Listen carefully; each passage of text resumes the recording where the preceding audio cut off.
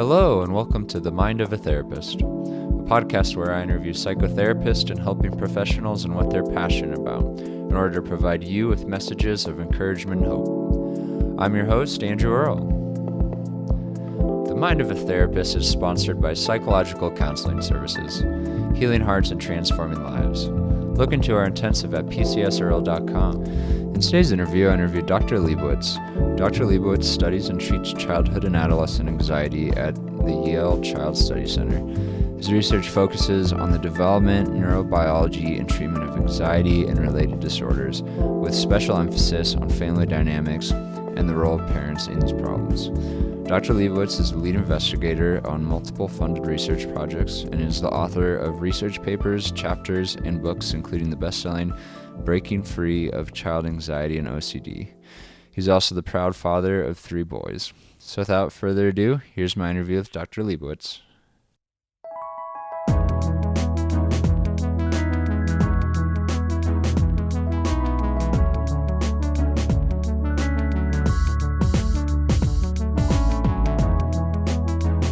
Well, Dr. Lebowitz, thanks for being on the podcast today. You specialize in research and practice for children who are facing anxiety and OCD, and you've developed a space treatment which is incorporates parent-based therapy.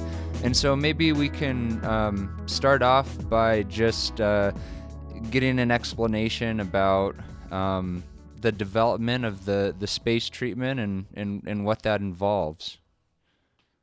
Yeah, thanks for having me. It's great to be on the show. So SPACE, which stands for Supportive Parenting for Anxious Childhood Emotions, really is an entirely parent-based treatment for these disorders, for anxiety, for OCD, and recently even being expanded into some other problem areas. And so what that means really is that, in contrast to the way we might usually think about therapy for a child meeting with a therapist and learning skills from the therapist or practicing things, etc., here it's really the parents who are meeting with the therapist. The child generally is not directly involved in the treatment process at all. And the parents are learning how they can change their own behavior in order to help their child overcome those problems. And this really comes from a lot of work into the role of parents in the context of children's anxiety problems, because parents really play a big role in these disorders, not in causing them. This isn't about blaming parents for the child having the problem in the first place, but what naturally happens when a child has anxiety is that parents get really drawn in and kind of entangled in a lot of those symptoms. And so research into that really informed the development of this treatment, which has now been studied in clinical trials, and we're really building the evidence base for its efficacy. Sure, and so this parent-based treatment just involves seeing the parents. Then are the kids involved at all in these sessions? Is it a whole family session, or are we just treating the parents? No, we're generally just treating the parents. You could be doing SPACE alongside treatment with a child. So you might have a combined treatment strategy that also involves a child therapy, maybe cognitive behavioral therapy, for example. But SPACE itself is really just working through the parents. And that's actually really important, because one implication of that, one thing that means, is that you can do this treatment even in cases where you're not able to work directly with a child. Anybody who works with kids knows that not every child is the ideal candidate for therapy themselves. Sometimes kids aren't really willing to do therapy. Sometimes they lack ability to do therapy. And so being able to treat a child's disorder, even serious anxiety disorders, without their direct involvement is actually a really big game changer for a whole lot of families. Absolutely. And so these sessions with the parents, will you kind of give us an overview of how the initial sessions would Or like the overview of all the treatment, and then maybe we can get into a little more minutia about how you go about working with these parents. Sure, absolutely. There are really two main changes that space introduces into the parent's behavior. And the maybe one important thing to note is, even before I say what those two changes are, but maybe one important thing to note is that one thing that we're not doing in space is trying to get parents to change what their child is doing. So this is like a parent-led CBT, for example, where you might be teaching the parent how to treat the child. And that's really important because just like not every child is a great candidate for therapy themselves, it's also not the case that every child is going to respond well to the parent's attempts to change their behavior. And so if you try to send parents home with the instruction of you have to make your child do this, or you have to stop your child from doing that, sometimes that's going to prove really unhelpful. You might run into a lot of resistance. You might end up with some conflict.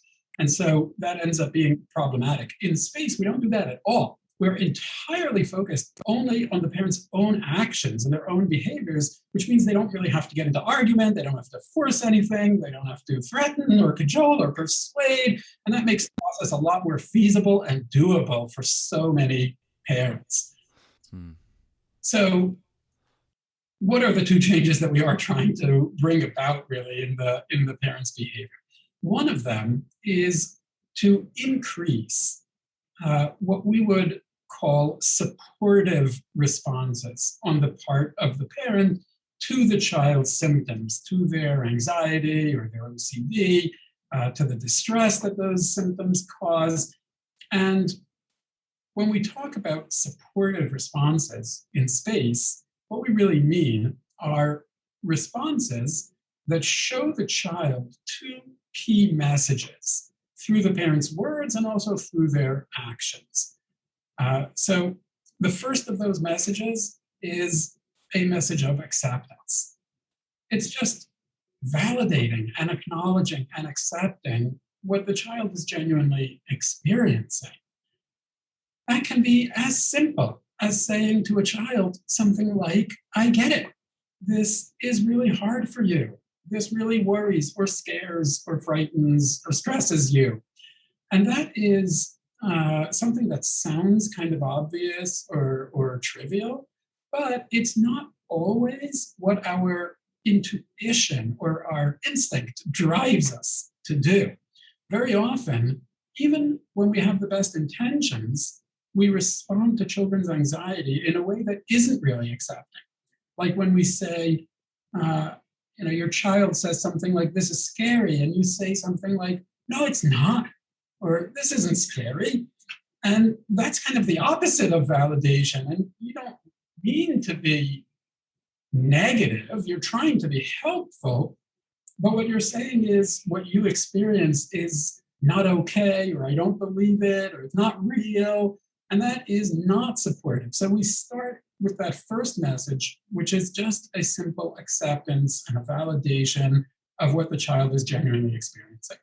And then the second part of the supportive message is when we're also expressing confidence in the child's ability to tolerate those feelings, to cope with them, to have them and still be okay in the end. And we're not trying to make the child be confident. We're not saying you have to believe that you can cope. We're saying we believe it.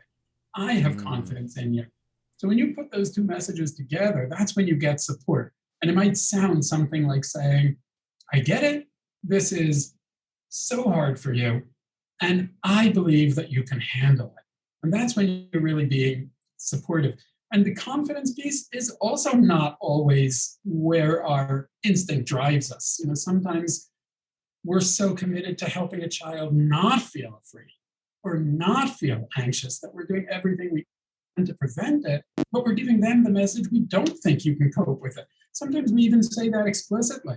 I've heard so many parents who say things like, my child can't handle stress, or my child, can't handle anxiety.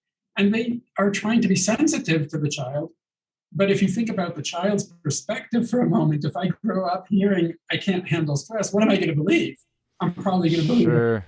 I can't handle stress. And that's Sure. kind of, it's sort of the opposite of what you want an anxious child to believe, right? You want them to believe that they can handle stress. So much of the impairment in anxiety disorders really stems from thinking you can't handle anxiety. And that drives so much avoidance and impairment. And so that's the first of those two big picture changes that we want parents to make, is to be more supportive. Sure. The And second, mm, yeah, sorry, go oh, ahead. real quick, that you were saying you're coaching parents to both verbally and behaviorally give these message. Will you give some examples of what that behavioral piece would look like? So a lot of times the behavioral piece is really going to relate to the second of those changes. And I think you'll see, as I describe that, how it sort of comes together both in words and in actions. Because the second of those two main changes that we're making has to do with what is called accommodation of child anxiety. And this is a huge area of research in recent years, and really has taken on a big part of how we understand how child anxiety works within a family. And accommodation really refers to all of the changes that parents make in their own behavior, in what they're doing and what they're saying, that are aimed at helping a child not feel anxious. So, for example, maybe you have a child who is anxious about being away from you. Maybe they have separation anxiety. And you're talking to them on the phone many times throughout the day and checking in with them, or you're sleeping next to them at night because they're scared when they're alone in their room. Or maybe you have a child with social anxiety and you stop inviting people over to your house because it makes them uncomfortable. Or you tell the sister to have a play date at a friend's house because having them at your house is going to make the child feel anxious and uncomfortable. Or maybe you just talk in place of your child when you're in a social setting because it's hard for them to speak for themselves. Or maybe your child is just worried, like a child with generalized anxiety, and they're coming to you with all of their worried questions, like, am I going to get sick? Are you going to get sick? Are we going to have enough money? Is school going to be okay? And you're constantly answering all of those questions and trying to reassure them. These are all examples of what we mean by accommodation, because it's the things the parent is doing to help that child not feel anxious. And what a ton of research now has demonstrated really consistently is that even though these accommodations really are well intentioned and we're doing them to try to help a child be less anxious, over time, the more parents accommodate the child's anxiety, the more anxious the child tends to get. And so you're putting in a ton of energy and sometimes even money and resources and time to try to help the child not be anxious, but the child gets more anxious over time. So the second thing that parents learn to do in space is to reduce those accommodations in a systematic and in a warm and loving and supportive manner, but to be less accommodating. And you can see how the behavior part really kicks in when you start to think more about the accommodations. Because if you imagine that child, now they're coming to you with that worried question. You had an argument last night. Does that mean you're getting divorced? Where am I going to live? They want to hear all of the reassurance again. And maybe you're responding with that supportive statement of, I get that you're really worried, but I know that you can handle those worries, and you're changing your behavior because you're not doing the accommodation. You're leaving it at that supportive statement, and you're not going that extra step of also doing the accommodation. Sure. Well, that makes sense. And I mean, I can imagine this is quite difficult for a parent who's used to these accommodations. What sort of tips or tricks do you give parents for in the face of, their little one, right?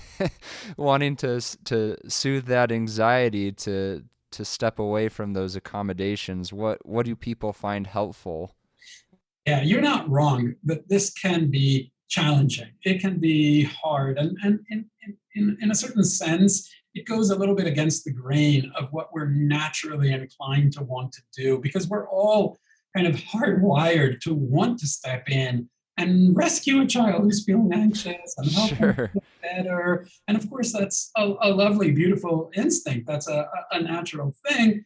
And when your child doesn't have an anxiety problem, it probably even is a good thing, and it makes sense to be doing that. But just like in so many other ways, anxiety disorders, they take those natural instincts and they kind of hijack them so that they start to run wild. And that's when we have to make a change. So what are some of the things that can help a parent to do this?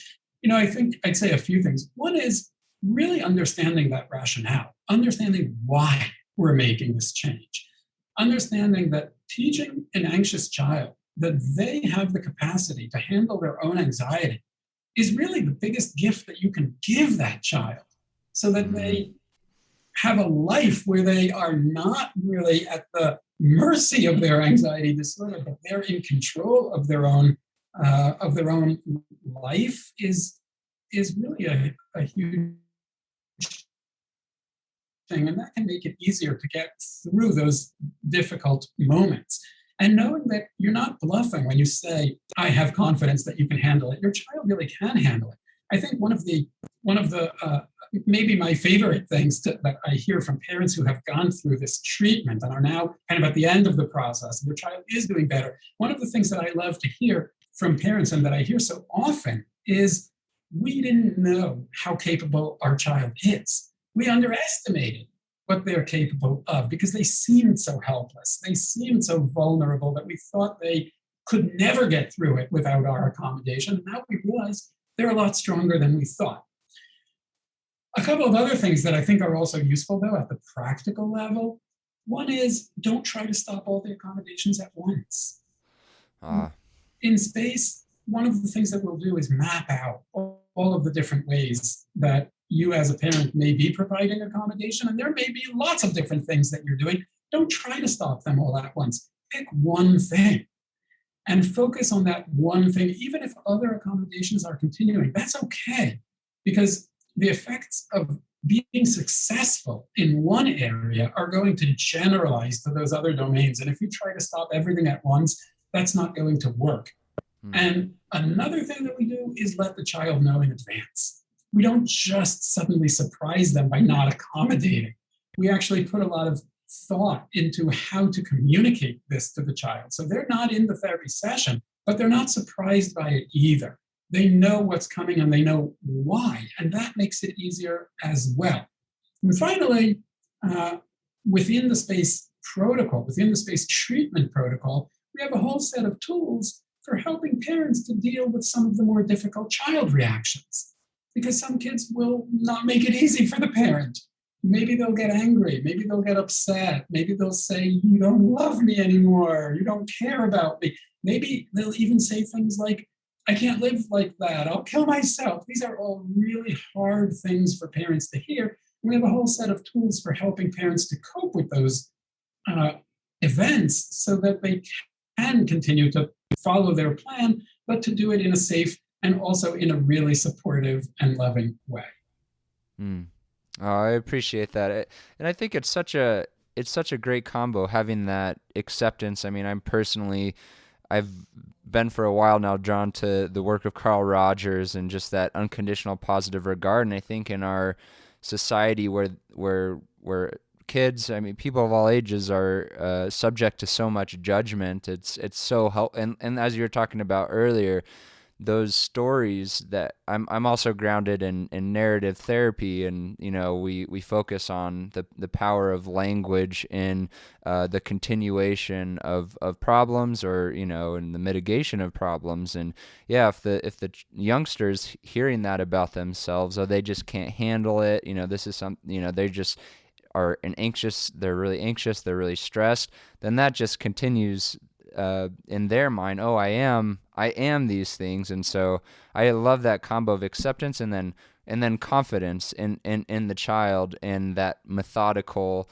step away from those accommodations. It seems like a really nice combo there. Yeah, I mean, it's so wonderful that you have such a deep and broad grasp of different, streams of thought really within psychotherapy, because space really is a treatment that draws or steals liberally from a lot of different approaches. There's a systemic aspect to it. There's also Yes. a narrative aspect to it. There's a family therapy aspect to it. There's a behavioral aspect to it.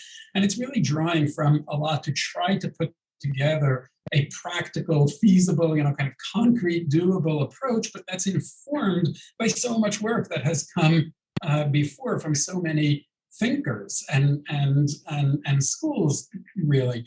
And I think what you were touching on within the use of language is really something that is really important to how this treatment progresses. So, for example, when we do that process of informing the child, we'll write a letter to the child from the parent that they're going to deliver to the child. They literally will read it to the child so that we can craft with the parents together a message that's going to have those elements of being supportive, of conveying those ideas in a way that a child can understand, and really changing the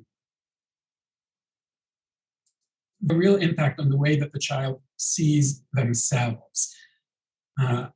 One of the messages that I try to communicate to parents in treatment is the idea that you as a parent, you're like a mirror that your child is looking into, and they're learning about who they are.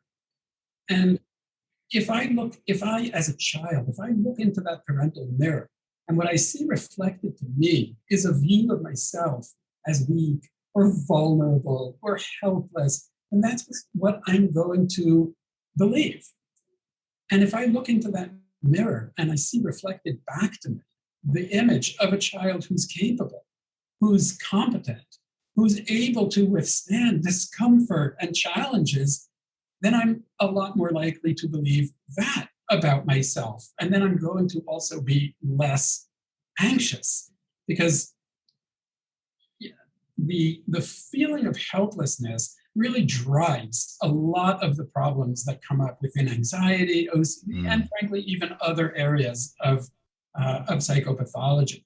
Sometimes by way of metaphor, I'll say to a parent, imagine that your child was newly diagnosed with a physical illness, maybe asthma, diabetes, something like that. You would never sit down that child for a talk and say to them, what a shame that you got diabetes because you can't handle diabetes. You're no good at diabetes.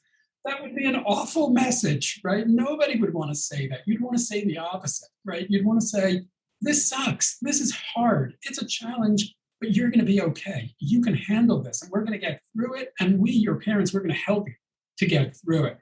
And that's the message that we want to give to a child with anxiety also, not the message of, you can't handle anxiety, but the opposite. You can handle this. It's a challenge. It's hard. It's genuinely uncomfortable, but it's also something that you can get through, that you can cope with, and that you can handle. Yeah. And I'm curious, I know that your research in space was developed to treat children who have anxiety through parental treatment. And I'm curious, have you done any research or practice with using space for adults, maybe, with someone's spouse, with couples, or have you done that at all? That's a really interesting question. One of the most exciting for me areas over the past couple of years really is the way that we're expanding the use of this treatment to additional areas that are characterized also by high levels of accommodation and that sort of fit with the core principles of this treatment. So, for example, within the child domain, so not yet really an answer to your question, but within still the child domain, I can give a couple of examples where we're already doing clinical trials, and we've even published some work. For example, one area is eating.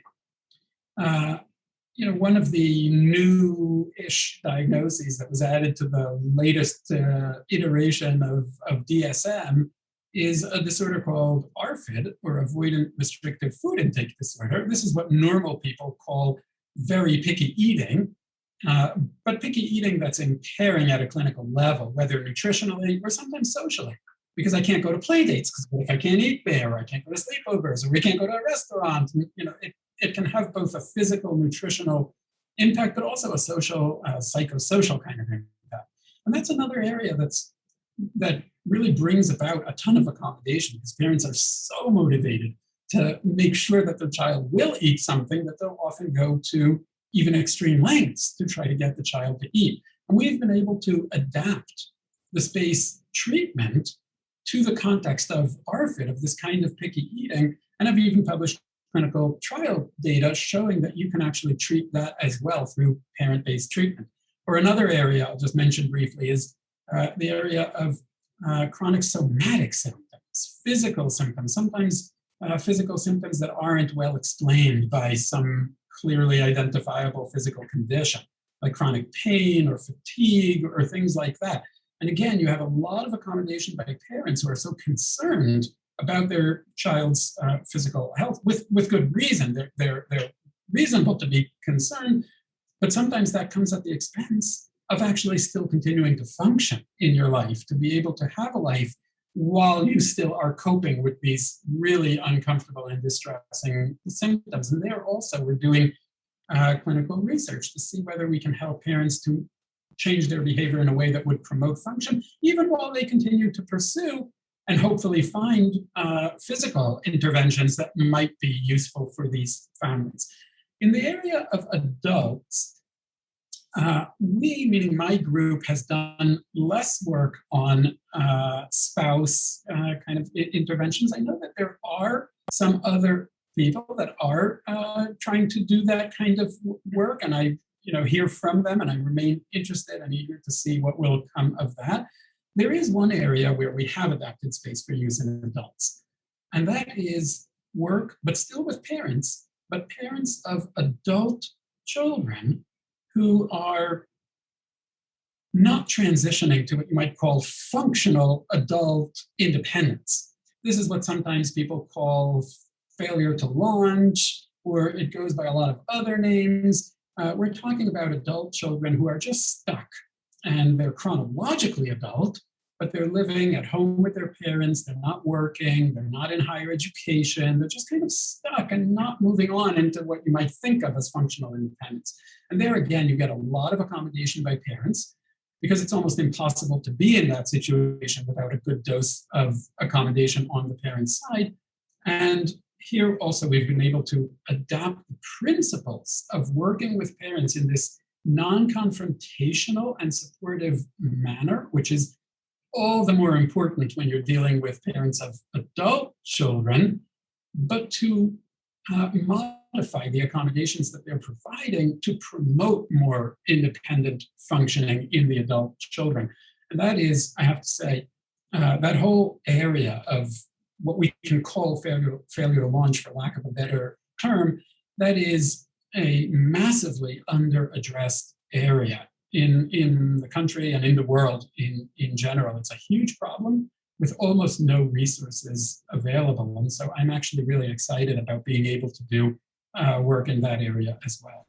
Oh, that's interesting. It seems like there's so many areas that space is branching out to, different problems, different ages, and so with that accommodation for adults who have failed to launch, would an example be in shifting the accommodation, a parent who's fully financially supporting the child, as well as allowing them to live at their home and their adult child, and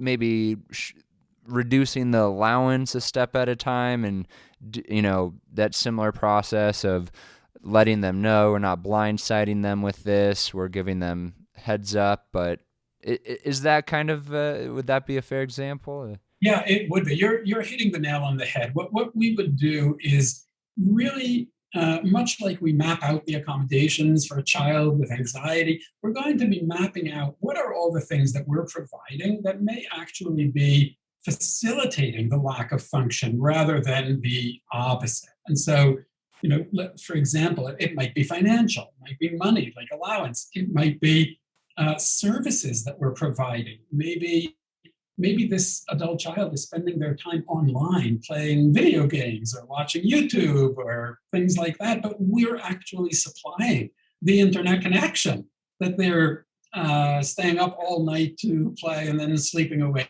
the day and repeating the cycle again the next night. So that's something that we might want to change. And we're going to do it again in a gradual way and in a very transparent way and in a very supportive way. This isn't about penalizing the adult child. It starts from a place of assuming and recognizing that if this person isn't functioning at a higher level, it's because there are genuine challenges that are obstacles for them.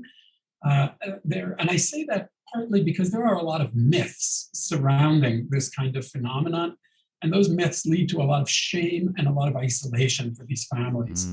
For example, Yeah. myth that an adult who is not functioning independently and is living at home is simply lazy.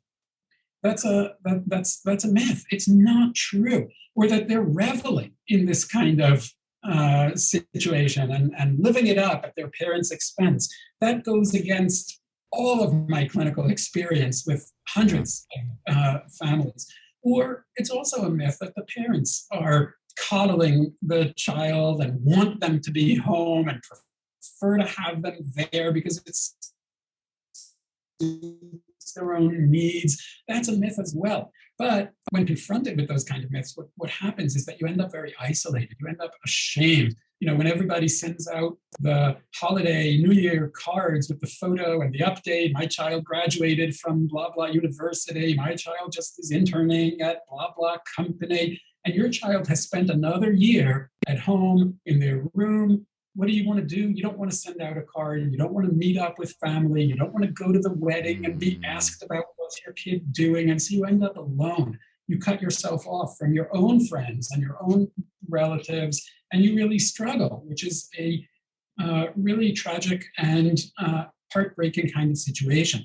And so we start from assuming the opposite. And I think it holds true in just about every case, that there are genuine challenges, and that really what's happening here is that both the adult child and the parent are trapped into this situation. And what we're offering is a way out of that trap, but in a supportive and accepting and validating manner. And so, yes, we will be reducing that internet access or that financial support, but not because we want to punish you for not doing better, but because we believe that you can do better. Because we as parents haven't given up on the idea that you do have a future, that you do have a life ahead of you, and we're not going to be the ones who are going to facilitate giving up on that future. And so maybe this is going to be an unpopular decision, but it will be a decision that comes from a place of love and hope rather than a place of anger and resentment. Oh, absolutely. And yeah, I mean, that makes complete sense how there is so much shame around that, the failure to launch and those myths, the societal myths associated with that failure to launch. It would be so isolating. I hadn't really thought about that, but and then that makes it all the more challenging, right, for the parents to have a support system, and then for that adult child to then launch. So it seems like a great place for space to really shine. And we've talked a lot about working with parents. Do you do much work with children who are facing anxiety? And maybe you could talk a bit about what you find helpful for children and or adolescents who are contending with anxiety. Yes, I still do work with children directly as well, and I oversee a sizable clinical program at the Yale Child Study Center where we do both parent work and child-based treatment. And within the domain of working directly with children, primarily what I think we would be recommending is usually a cognitive behavioral approach for most anxiety cases, and assuming a willing partner in the child, because CBT is not a treatment that you do to somebody. It's a treatment really that you do with somebody, right? This is not like an appendectomy. And so assuming a willing partner in the patient, that is usually the treatment that we would be recommending. And I think just like space is informed by a lot of treatments, a good course of cognitive behavioral therapy can also be optimized by a therapist who's knowledgeable in a range of treatment modalities. But ultimately, an exposure-oriented course of cognitive behavioral therapy is probably going to be the recommended course of treatment for most cases of children with anxiety, where you're trying to do a direct child-based treatment. Sure. And will you talk a little bit more about what that sort of exposure therapy looks like in a given session? Sure. So cognitive behavioral therapy, as the name suggests, is really a treatment that focuses primarily on helping children or adults, because CBT is a treatment for both adults and for children, that focuses primarily on helping children to identify and to challenge their anxious thoughts and to sort of practice their way out of some of the thinking traps that anxiety will really loop you into. So, for example, on the thinking side, on the cognitive side, that can mean noticing the way that my thoughts will lead me to overestimate the likelihood of a negative event happening, or to assume things that I don't actually know, but just because I'm anxious, I just go to a certain kind of assumption rather than another one. Like I'm in the lunchroom at school and I see a child laughing at the next table. And because I'm anxious, I just assume that they must be laughing at me, even though I don't really have a lot of evidence to back that up. And there are any number of other hypotheses that they might be equally valid, but I'm anxious, and so my brain just goes directly there. And so getting good at noticing those so-called automatic thoughts and practicing challenging them by asking yourself questions like, how much certainty do I have about that? What could be another explanation? Or even how awful would it actually be if that thing that I'm thinking really were to occur? That is the crux of the cognitive side of the work. And then the B in CBT, the behavior side, is what really relates to those exposures. What we mean by exposure is really practicing in a gradual and systematic way, putting myself into proximity or contact with the kinds of things or the kinds of situations that my anxiety would normally be working so hard to keep me away from. So maybe I'm anxious, maybe I have social anxiety, and I stay away from social situations because, oh my gosh, what if I were to make a mistake and everybody were to laugh at me and I would be the laughing stock of the whole school for a year? Well, I might do an exposure that involves even purposefully doing something that's a little wrong or making a little bit of a mistake, and getting used to living through those situations and coming to terms with the fact that it's not actually the end of the world, that I can handle that and it's okay and I get through it. And maybe not everybody's only talking about the one little thing that I did for the rest of my life. Or maybe I'm a child with separation anxiety. It might be practicing being in a room by myself. Maybe I'm afraid of the dark and I'm practicing being in the dark for a little bit. And you usually want a mix of exposures that happen in the session and exposures that happen outside of the session, more within the child's kind of actual normal living environment, because that really helps to solidify the effects of the exposure and to generalize them to situations beyond the clinical setting. Mm. Yeah, as you're talking about your work, I keep on thinking about that word confidence that you talked about earlier, and the parent ideally supporting the child in the parent having confidence that the child can handle these anxiety-provoking situations, and then when you're working directly with the child, supporting them in that confidence-building process. Okay, I can be in this scenario where I'm speaking in front of a crowd of people, and it's not the end of the world, right? I'm not gonna pee my pants, or even if I did pee my pants, right? I can deal with that anxiety. I think that's such a powerful tool to equip someone with that confidence and courage to move through those situations alongside that support piece.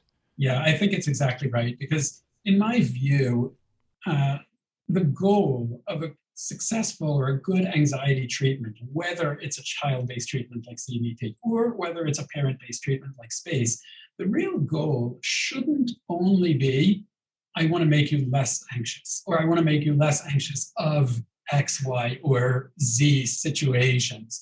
That is an important thing. And that's what a lot of patients will come into treatment thinking is the goal. It's like, I'm scared of this thing. I want to be less scared of it. But for me, as an anxiety doc, what I'm thinking the goal is, I want to make you better at being anxious. I want to make you more okay with being anxious some of the time, more confident that you can feel anxiety some of the time. Because I know that if the only thing we've achieved is that you're a little bit less, or even a lot less, anxious of this one particular thing, then the next time you get anxious about the next thing, you're going to be right back where you started. Whereas if I can make you less scared of being anxious overall, if I can change your relationship with anxiety, your attitude toward anxiety, so that it becomes, an uncomfortable thing that you sometimes have to bear, as opposed to a horrible danger signal that I have to avoid at all costs, then I'm setting you up for a more gratifying and frankly functional existence for the long term. And so that's the way I think about the goals of anxiety treatment. Oh, I like that. You said changing our relationship with anxiety. That maybe that could be the title of the episode. Does that sound good? Sounds good to me. Okay. Well, this has been a really engaging conversation, Dr. Lebowitz. I appreciate it. But as we're wrapping up here, will you let the listeners know where they can find more information on SPACE or where they might get in contact with you? Absolutely. Yeah, thanks for asking. So the number one resource that I would direct anyone to, whether they're parents, patients, or providers, is a website, which is spacetreatment.net. Spacetreatment.net. And that is a website devoted entirely to space. And there are tons of resources there, including links to articles, chapters, books, podcasts like this one, etc. There's a list of space-trained providers so that you can find somebody in your area who's done training in this treatment and might be able to work with you. And we are working so hard on disseminating this treatment and training. Really, at this point, we're in like over 1,000 providers that we've trained around the country and the world. And many other resources as well for providers. There's links to how do you get trained in space. So I would visit that website. I would also point parents definitely, and also providers, to a book. There's a few books that have come out very relevant to space. The most recent one is a book called Breaking Free of Child Anxiety and OCD. And that's, I'm the author, so it's Lebowitz is the author, and the title is Breaking Free of Child Anxiety and OCD.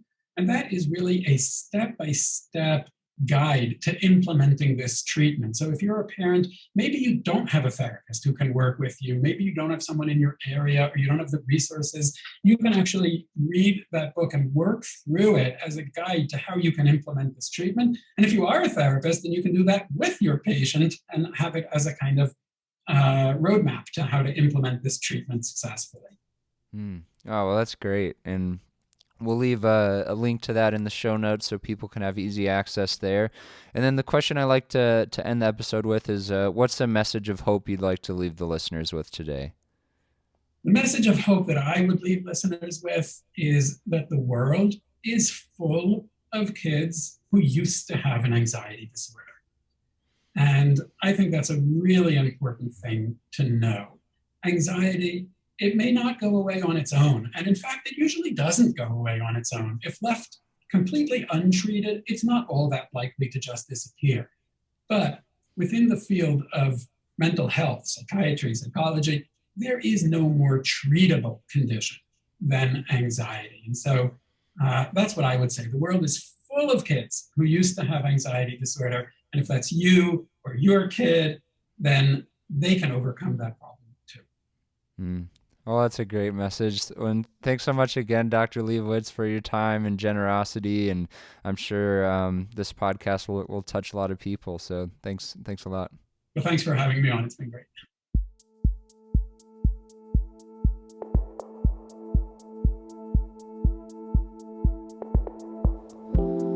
Please press the subscribe button, as well as rating and reviewing our podcast. This helps others connect with what you've been hearing. If you have any questions, please contact us at themindofatherapist@gmail.com. These questions will be kept anonymous. I want to thank Eric Price for the wonderful music you hear in this podcast. Additionally, this podcast was created to provide accurate and authoritative information on the subject matter. Although we are interviewing licensed therapists, they are not your therapists. This podcast is not intended to serve as direct medical advice and should not be used as a substitute for direct professional help. It is given with the understanding that neither the host, publisher, guests, or PCS are rendering legal, clinical, or other professional information. If you need a professional, we encourage you to find one. Visit Psychology Today to connect with a licensed clinician near you.